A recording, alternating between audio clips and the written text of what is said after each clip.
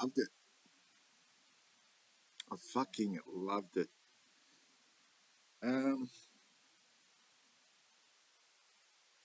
what a win! What a win!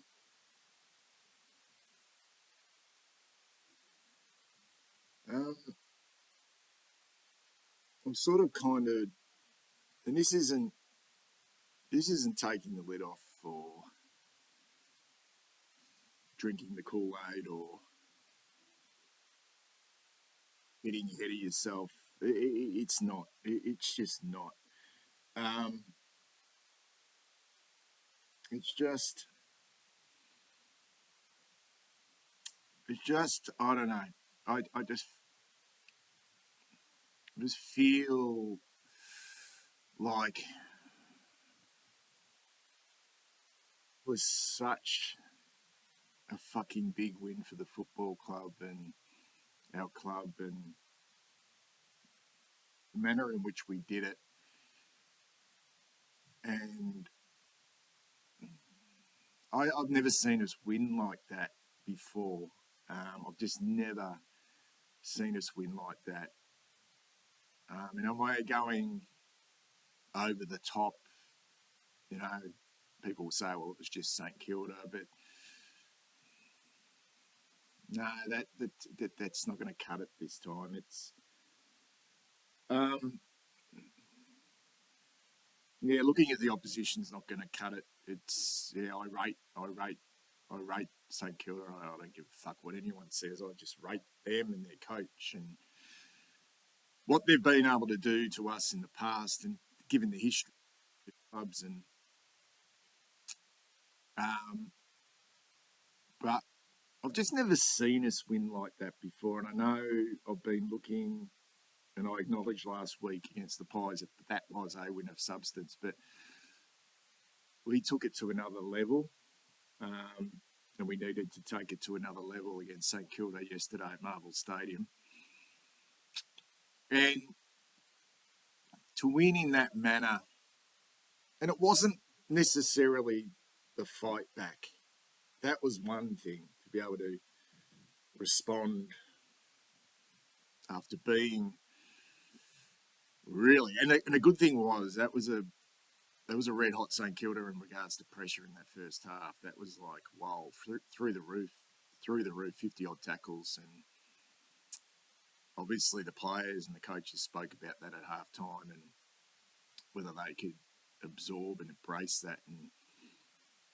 But it wasn't just the comeback, because I've seen partial comebacks before with this group and with this club. It was recently, I suppose, of that Footscray game or the Western Bulldogs game. We didn't necessarily play that well. We made a lot of mistakes and turned the ball over. It wasn't like we were awful in the first half. It was just St Kilda's pressure was so good and we weren't quite handling that. But the thing that I haven't seen before, and help me out here, guys, if we have done it before, was when it wasn't like we stormed in front. It wasn't like we just got on a fucking massive roll and stormed in front, and we just gradually worked ourselves back into it. And it even started, I reckon, just before half time. And even though they got that late goal to the young kid Filippo, felt like we were at least going into half time with a little bit of belief that St Kilda might have given their best. But when we started to get going in that last quarter and controlling the game, and Paddy Dow put us in front, and we've seen that before in games where we've worked our way back into the games and we've stormed back in front, and then, like a lot of things, we haven't been able to go on with it. And I was worried then still, I was worried. I was up and about, but I was worried, we've come back now. Now this is the most important time now. not the fight back, but this point now is the most important. And to see St Kilda unable to get any fluency and movement on the ball and any speed because we were so fucking strong defensively. And we took those little moments of speed and, overlap handball just at the right time, and it paid off. Obviously, the Dow goal, then the Akers goal to seal it, and the Charlie goal, which was on the back of some quick ball movement and getting the ball in quick and long and deep. And I just sort of, I just loved everything about that win. And it's funny actually because I wasn't at the game and I really wanted to be there yesterday, but I had my son's under 16 elimination final on at 2:00, and they won, which was a good day. It was a good day for us as a family. But that finished around about, what time did that game finish? Maybe 4:15. And I'd done everything in my power not to see the score. And it was only probably back into the first quarter when I left that game, got into the car really quickly. And I wanted to watch it on delay.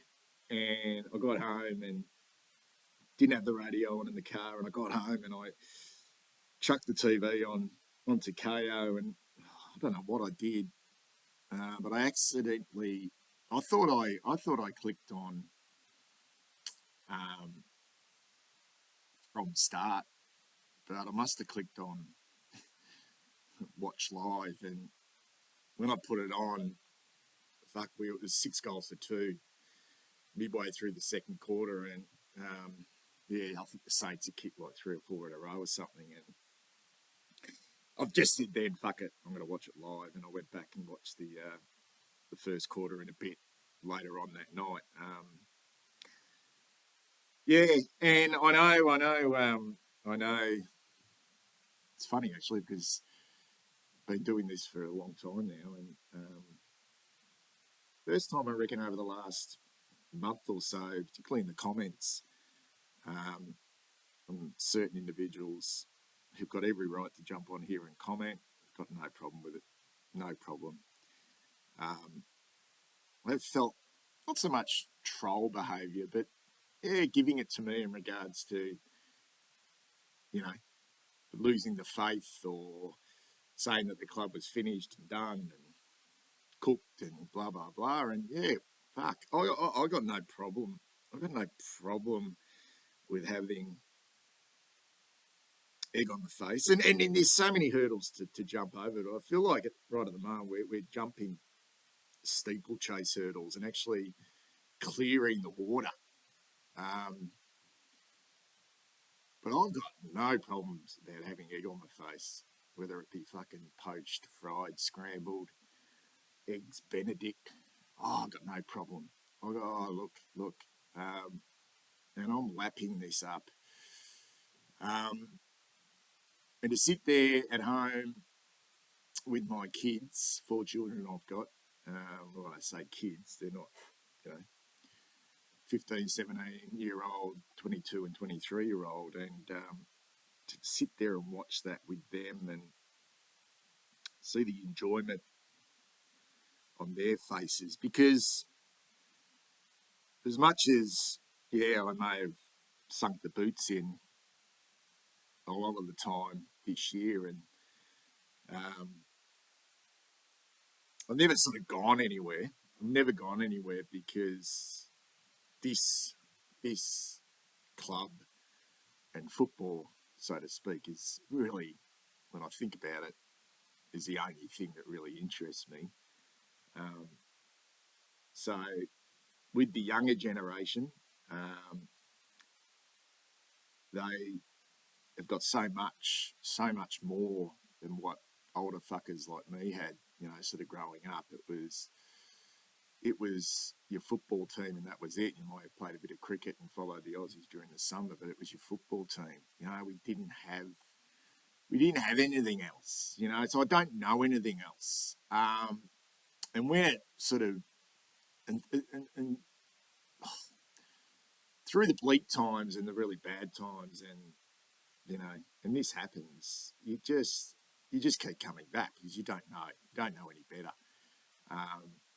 But for my kids, they generally, as much as they kept following the club and would watch it here and there, they'd lost faith. They'd lost complete faith and lost a little bit of interest, and it's not even about being a bandwagon supporter. It's like, it is what it is, like they've got, fucking NBA and Premier League and fucking NFL and so much variety of different types of things that they can sink their teeth into.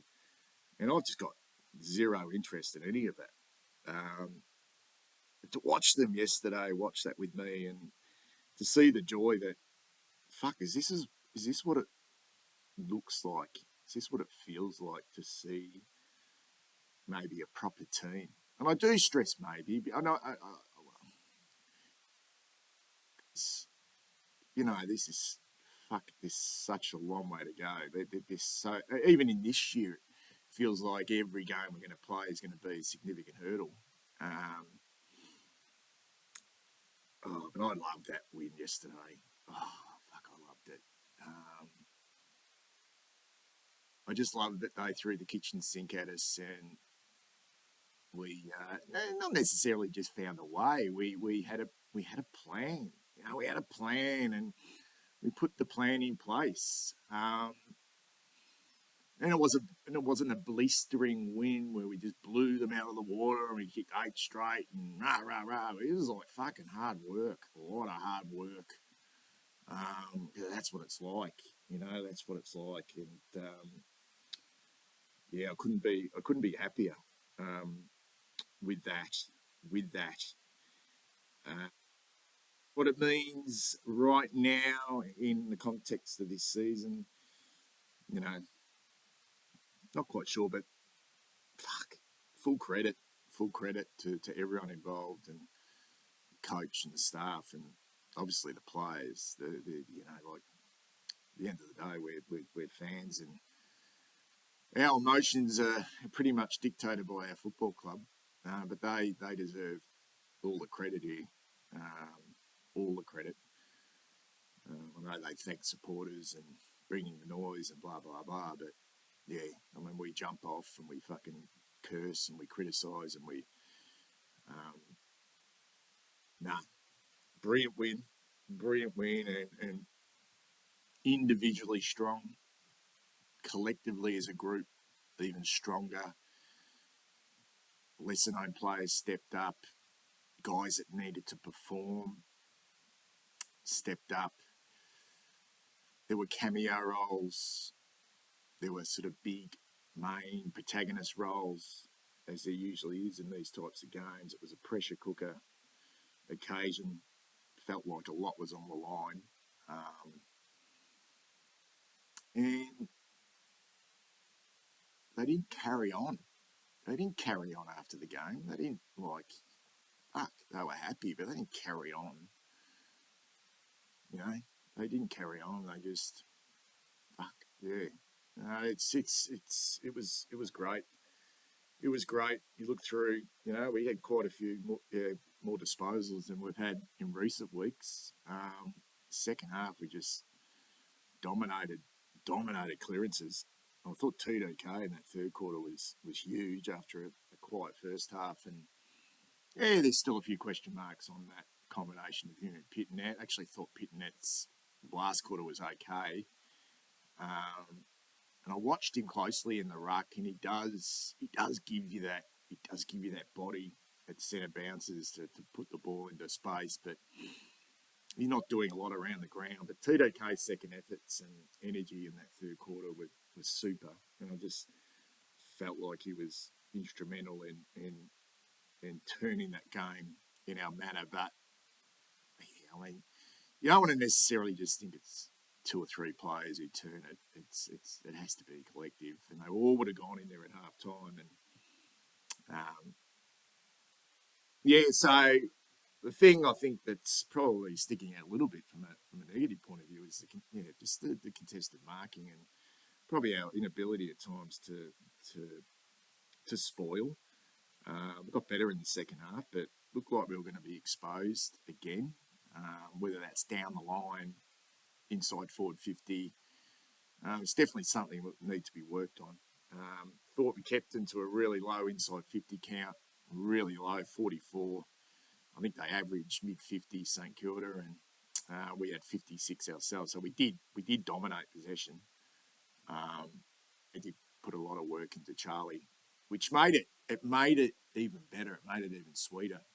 And while I'm on Charlie and that one goal he did kick, and I was thinking about that one goal he did kick, and really, when you think about it, that's the most important goal he's kicked for the year. You know, a hell of a lot more important than the 19 goals he sort of kicked against the West Coast Eagles and the 6 goals he kicked against Collingwood. And it's a hell of a lot more symbolic than winning a Coleman medal at that point in time when we needed a goal.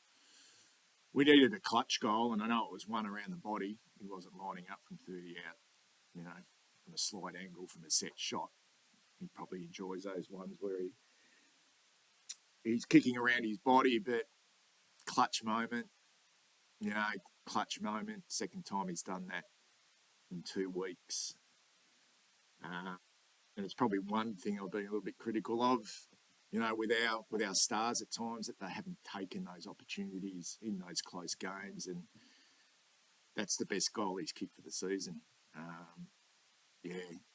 And he didn't go over the top with his celebrations. He went to his brother who was involved in it. But you look at the tackles, and for St Kilda to lay 50-odd tackles in that first half, and did they think they'd broken us? I think in the past, there's no doubt that type of pressure, even if it wasn't sustained, would have probably broken us. But I'll repeat, the way we structured up defensively in that last quarter to suck the life out of their ball movement was incredible. Yeah, it was incredible. It was like a fucking wall. It was just like a wall that couldn't be passed. And when it did get passed, I just thought our backline just really stood up. Just seized their moments and worked for each other. And super impressive. Have a look at the clearances, 46 to 22. That's an absolute belting, and one out of the middle, 9-7. St Kilda dominated that stat last week against the Hawks. They dominated out of the middle, and we can see what Hawthorn are capable of doing. So it wasn't like this mob were in poor form. And I know, people have said that, who have they beaten over the last 5 or 6 weeks, but they are a tricky customer, and they had a few players back.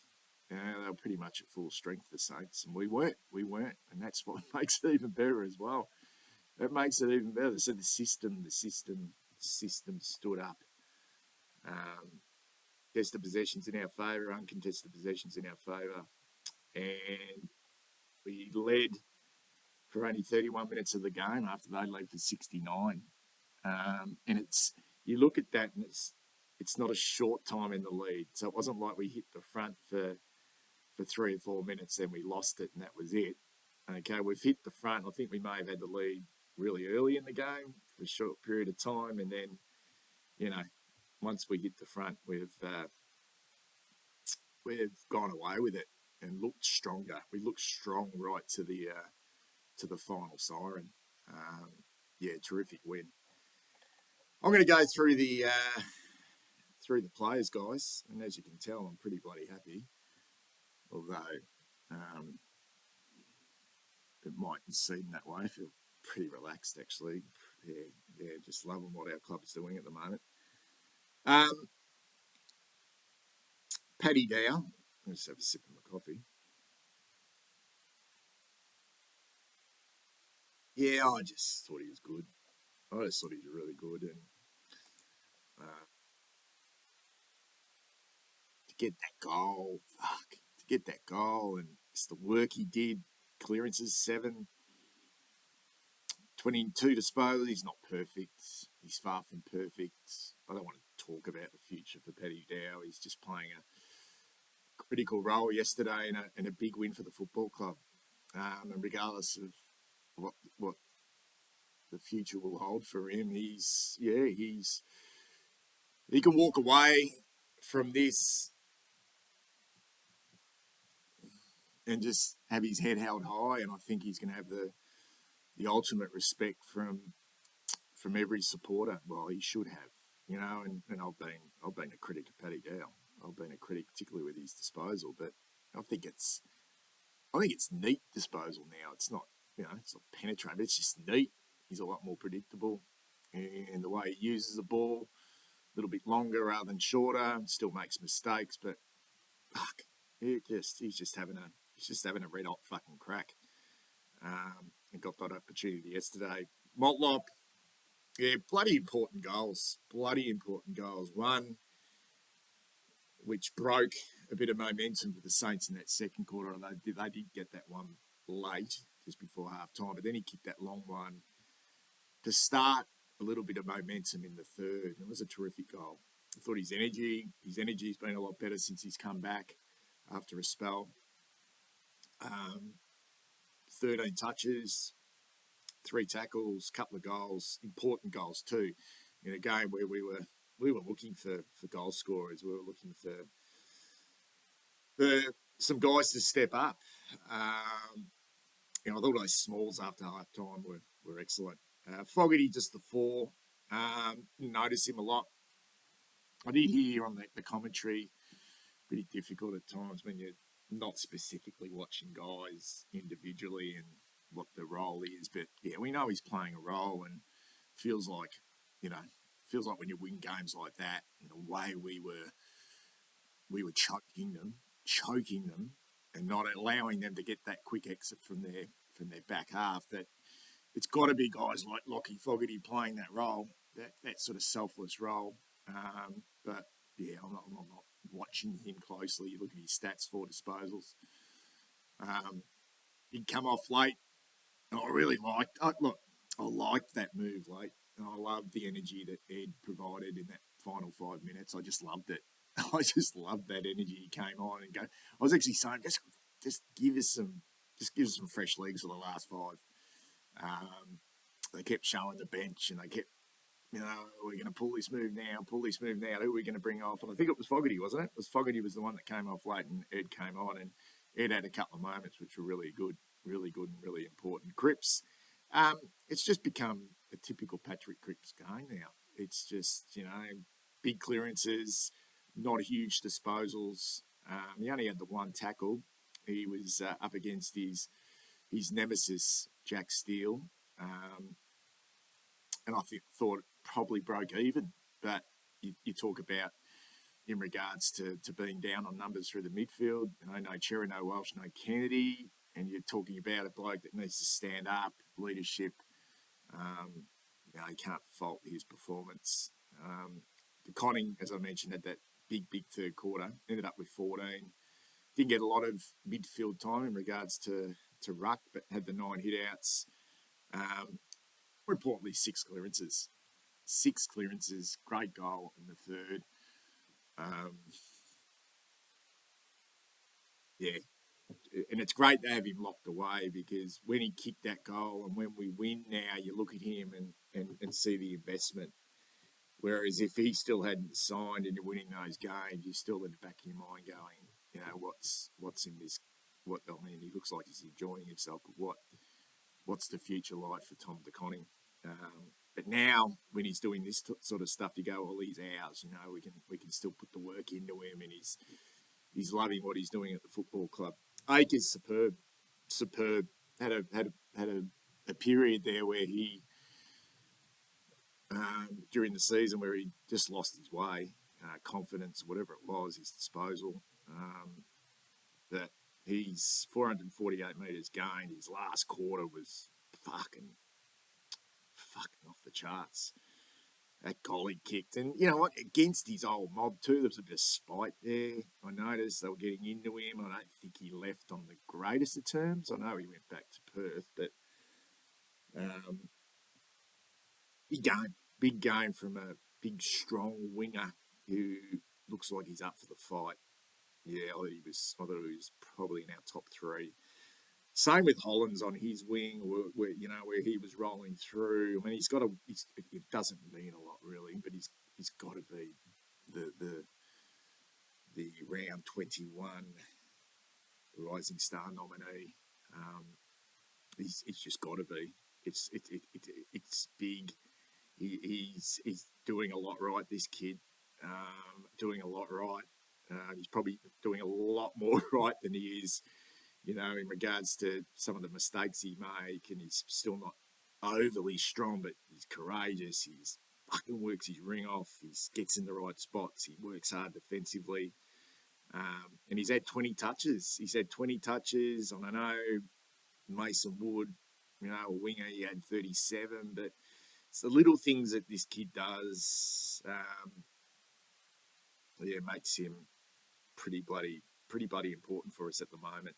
But you keep looking at him and going, fuck, Ollie Hollins, he looks about 65 kilos, and we're going to have to rely on him today. And he just keeps surprising you with the things he does. Doherty, a little bit off in the first half with his ball use and a few mistakes here and there, but Jesus Christ, that last quarter, and just watching him when it was all on the line, and just sort of lucky to have him out there. A couple of times he took marks and steadied the ship and didn't panic. Good game. Brody Kemp the same. I thought he was good. Had some moments in the first half, like a lot of our defenders did. I think he may have lost his feet at one stage, but he's just getting better and better, particularly with his ball use and his confidence. Martin, I thought Martin was excellent. Again, just important for us. I wouldn't say excellent, but he was good again, with his physicality and his energy. And Marchbank, I actually thought he got better as the game wore on. He had some moments. Interesting one, Caleb Marchbank at the moment, but we're going to roll with him. I feel like they're just going to roll with him, and 2 games under his belt, he looks a little bit off, but he's still doing some things where you go, okay, there's possibly still a future for him at the football club. Wiedering is big again. I mean, you wouldn't expect anything different from Jacob Wiedering now. He's found some sort of groove, and is he at that point in his career now where it's just like, okay, it's just fucking time. It's just time. And officially, probably my favourite player at the footy club now is Nick Newman. That third quarter. He's had 35 touches, and they're not junk. They're not junk. He's throwing his body around. He's going back with the flight of the ball. He's setting it up. His ball use was terrific. He's had 623 metres gained. He's clearly, for my best on the ground. But the consistency that he's been able to provide this year, even in the dark times, in that period, has just been sensational. Fisher, what a surprise packet. To throw in the half back, and couple of moments early in the game or in that second quarter where I think there was he called for a handball off, was it Paddy Dow, and he fumbled, and Jesus, fuck, our supporters get into I know it's just like one little mistake, but I felt like he was fucking really good. So he was like, and it didn't surprise me at all when I looked at the stats after the game. He said 32. I thought, that's fucking, he was just everywhere, and his fucking kicks were good too, because he just seemed to have a little bit more time from the position he was playing, rather than being under the pump coming forward to the ball. He was actually had the play in front of him. Yeah, nice little move. It'd be really interesting to see how that one pans out moving forward. With Boyd coming back in, Yeah, good move. Pitnet, yeah, I spoke about him before. He's had 23 hitouts, 4 clearances. Wasn't a bad game. Thought Marshall was good. Yeah, he was good, but thought our boys wore them down. Eventually wore them down. Cunningham, what a goal. What a goal. He's at 18. He's at 18 and once again, it's just been pretty important. 4 tackles. And I just remember going, fuck, come on, Cunningham, give us a little bit more, give us a little bit more, give us a little bit more. And every time I sort of was thinking and saying that, he'd sort of pop up with something, a little moment here and there. Hewitt, 8 tackles, workmanlike, 23 touches. I reckon he went to Crouch, didn't he? Because Crouch had a mountain of pill and he went right out of the game. But someone went to Crouch. They put a clamp on him. Was it Hewitt? Kerno was just blanketed all day and just blanketed. They did a good job on him. They double teamed him. We were a little bit Charlie focused at some points. But as I said before, who needs that when he can kick that one goal? And yeah, really important one for us. Ed, yeah, did a couple of nice little things when he came on. Chikotta, really good, really good, really good again. Sard a little bit down. He's been a little bit down, but we've been saying this for a long period of time now. The opposition are going to put a lot of work into Adam Sard, a lot of work, because it's really at one stage there we were so focused on him providing us that run that we weren't giving others an opportunity, and it's like, Sard's had a bit of an indifferent season. He hasn't been poor by any stretch, but he's just not having his usual impact, I suppose. Feels like we don't necessarily need it at the moment. He's defending okay. He's just not getting his hands on the ball. Owies, couple of important moments. Nice goal, and I thought that was a lot better game by Matthew Cottrell. A lot better game than what he provided last week against the Pies. 18 touches. It was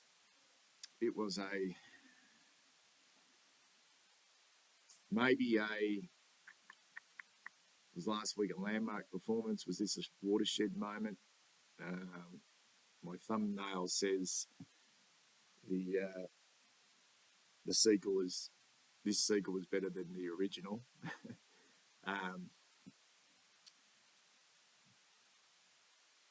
Yeah, it's not done. I mean, I think of course it's not done. We know the enormity of where this team needs to get to, and but when you really think about it, are we any different from a lot of teams in the competition? No. Okay, we're creating our own little, as Michael Voss said, our own little story and our own little journey, and feels like every week we see this team now that it's gradually coming out of those sort of bleak periods that seem to have strangled this club for so long. But